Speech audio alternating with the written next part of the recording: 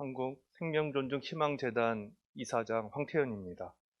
저는 그 이사장이 된 게 4월 중순이고 저희 그 생명존중희망재단이 출범한 게 금년 4월 1일입니다. 그래서 얼마 되지 않은 그 재단에 대해서 간단히 소개 말씀드리자면 기존에 중앙자살예방센터가 그 자살 예방에 대한 사업들을 지속해서 해왔고요.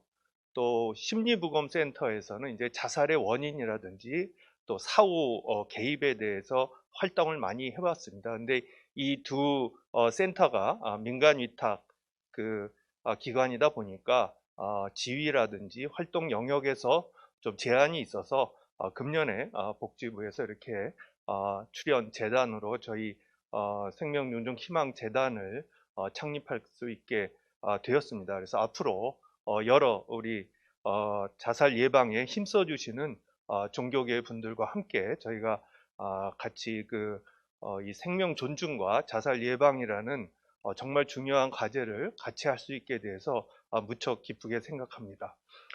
예, 오늘 제가 잠깐 말씀드릴 내용은요, 이미 여러 그 종교계에서 상담이라든지 개입을 굉장히 활발히 해 주시고 있으신데, 저희 재단에서 추구하는 미션 중에 하나는 근거 중심의 어떤 정책이나 실행 서비스를 제공하자는 것입니다. 그래서 그 근거 중에 가장 기본이 되는 것은 이제 자살 관련 통계가 과연 어떻게 되느냐, 인구 통계학적 특성들을 제가 좀 설명을 드리면 여러 교계에서 자살 예방 활동을 하시는데 기초 데이터로 좀 활용되지 않을까 생각이 돼서 제가 그 현황과 원인에 대해서 잠깐 말씀드리도록 하겠습니다. 보시는 슬라이드는 2019년도 국가의 자살 전체 사망 원인 순위에 대한 슬라이드입니다.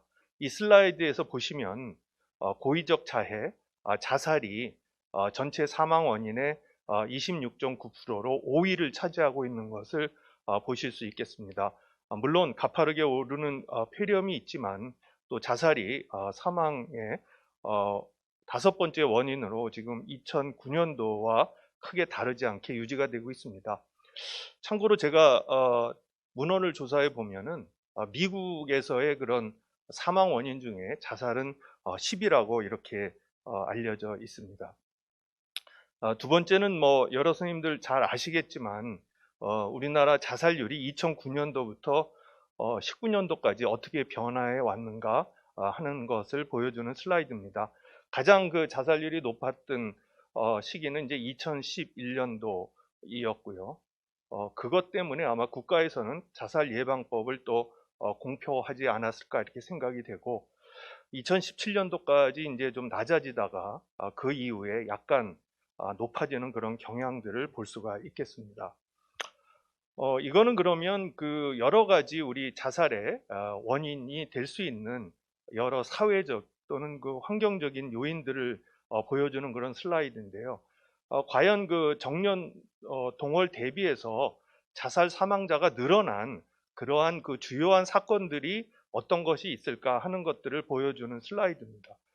보시면은 되게 외환위기라든지 카드 대란 또는 그 금융위기 등 경제적인 그런 쓰나미가 몰아쳤던 그 해에 전년도에 비해서 한 40% 이상의 자살률의 증가를 또 볼 수가 있고요.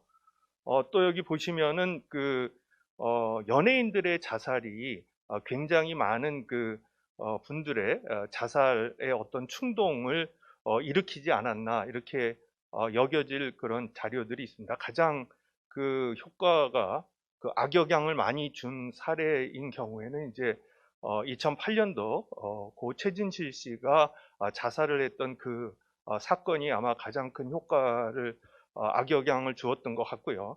최근에는 2019년도에 가수 구하라 씨의 자살도 또한 이런 베르테르 효과를 낸 것으로 이렇게 볼 수가 있겠습니다.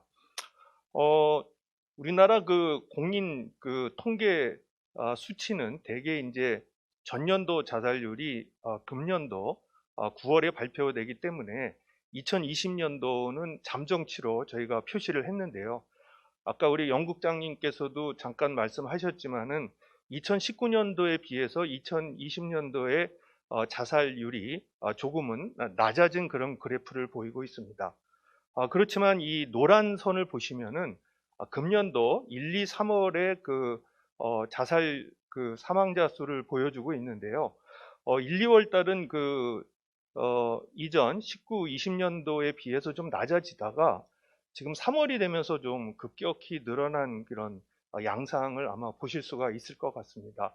물론 예년의 그런 경향을 봐도 대개 3월, 5월, 7월, 10월 이렇게 5월이 또는 그 10월이 가장 그 높은 자살률을 나타내는 시기이기도 합니다. 그래서 우리 정신과에서 그 사실 그 자살에 가장 연관이 있다는 그런 우울증 환자의 계절성을 보더라도 대개 그 이런 봄, 가을에 이 우울증 환자의 증상이 심해지는 경향을 보여서 이 정신질환의 계절성은 뚜렷이 있다. 이렇게 이제 말씀드릴 수가 있는데요.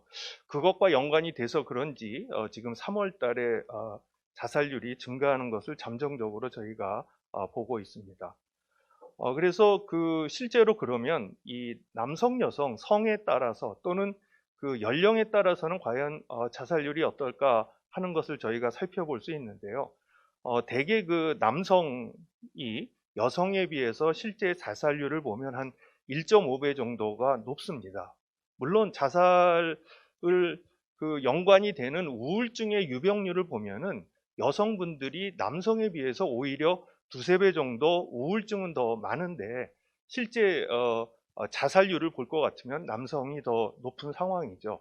그리고 이제 그 이 하고 계신 것처럼 젊은 층의 자살들이 좀 늘어나고 있는 것을 볼 수 있고 특히 이 그래프에서 보면은 2018년도에 비해서 2019년도에 여성 20대, 30대의 자살이 많이 늘어나고 있는 것을 볼 수 있습니다. 그래서 이런 이제 추세가 과연 올해도 지속될지는 저희들이 관찰을 해봐야 되겠지만 이런 데이터에 입각해서 우리가 젊은 여성들의 자살에 대해서 우리가 그분들을 표적 집단으로 잡고 좀 더 구체적인 그런 자살 예방 활동을 앞으로 펼쳐야 되지 않을까 그렇게 저희들이 생각을 하고 있습니다. 이 슬라이드에서는 이제 자살 수단에 대한 그런 그 현황을 보여주고 있는데요. 가장 많은 수단은 역시 그 목매입니다. 전년도에 비교해서 약간의 그 자살자 수가 조금은 줄어들기는 했지만은 여전히 가장 많은 비중을 차지하고 있는 것은 목맹입니다. 그래서 야산이나 이런 곳에서 발견되거나 또는 집에서 발견되는 경우가 많은데 이런 자살의 그 원인에 대해서도 우리가 통계를 가지고 그 자살 예방 활동 또 자살 수단에 대한 그런 차단 활동을 앞으로 더욱더 그 세심하게 펼쳐 나가야 되지 않을까 이렇게 생각이 됩니다. 이 자료는 이제 그 각 지방 자치단체별 그 자살률에 대한 통계입니다. 여기서 볼 것 같으면 이제 2018년도인 경우에는 가장 높은 지역이 이제 충남, 그 다음에 제주, 충북 순으로 나타났고 2019년도인 경우는 충남과 제주, 강원 이렇게 나타나고 있습니다.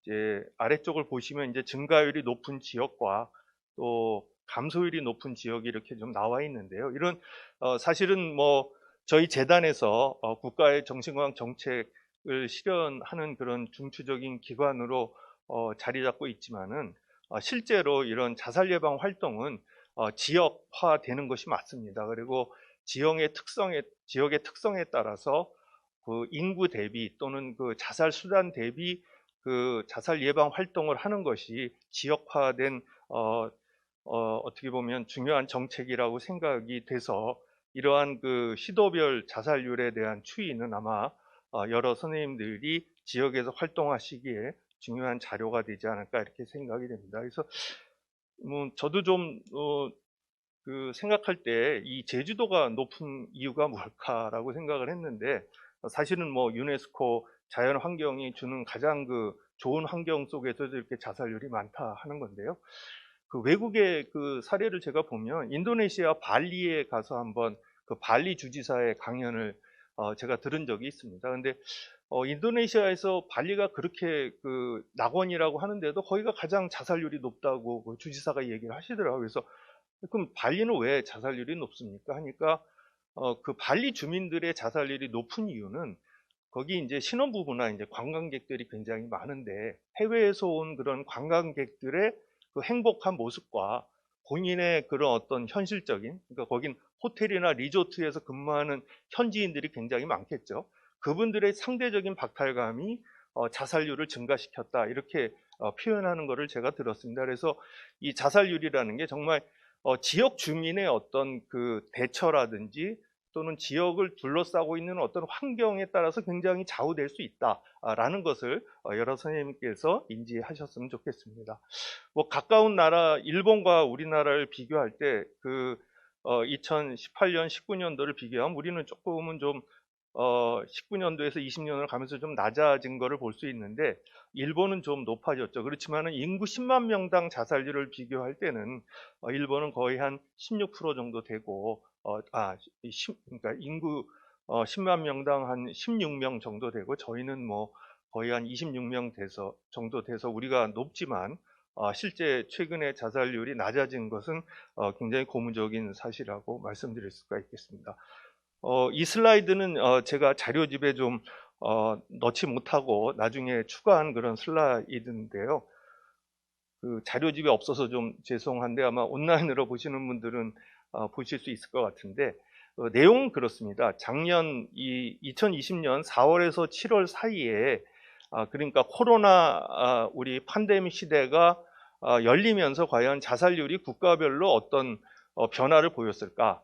그럼 코로나 시대의 자살률은 어떨까 하는 국가별 비교를 보여주고 있는데요. 여기서도 보면 우리나라나 일본, 네덜란드, 또 폴란드 같은 이런 여러 국가에서 사실은 좀 그 이전에 비해서 좀 낮아졌다라고 얘기를 하고 있습니다. 그러면 그 낮아진 이유가 뭘까? 그 더 이코노미스트라는 그 영국의 그 잡지에서 설명하기로는 이 국가에서 어떤 공적 구조랄까요? 그런 어떤 재정적인 지원을 개개인들에게 굉장히 많이 그 제공한 것이 자살률이 낮아진 이유가 아니냐. 그리고 또한 촘촘한 그 사회적 지지가 기여를 했다 이런 얘기를 하고 있습니다. 실제 미국의 그 연방준비은행에서도 거의 1조 9천억이라는 많은 돈을 사실은 그런 재정 지원에 지금 쓰고 있거든요. 그러한 것들이 아마 자살률을 좀 낮출 수 있다. 경제적인 위기에 빠진 사람을 도와주는 것도 이게 자살을 낮추는데 굉장히 중요한 요소다. 이렇게 파악이 되고 있습니다. 저희들이 그 2013년부터 17년간 그 경찰 수사 기록에 의한 그 자살 사망 원인을 분석한 데이터들이 있습니다. 그래서 지금 보시는 것처럼 그 원인이 무엇일까 남녀별로 또 구분을 해봤는데요. 가장 많은 그 자살 원인은 역시 그 정신적인 문제가 가장 많은 것 같습니다.